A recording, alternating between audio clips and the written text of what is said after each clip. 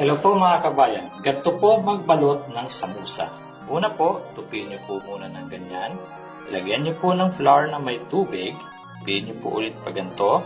Parang triangle po ang kalalabasan yan. Tapos lagyan niyo po ng karne na may green peas.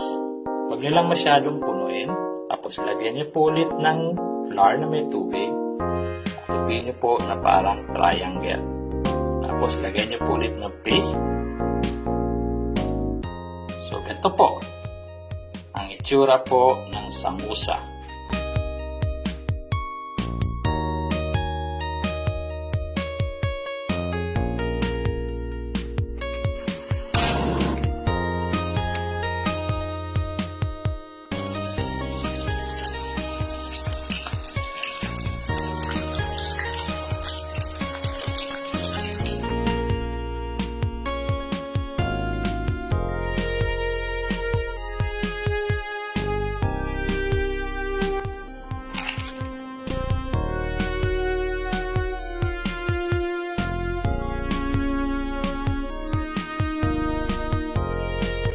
Sarap.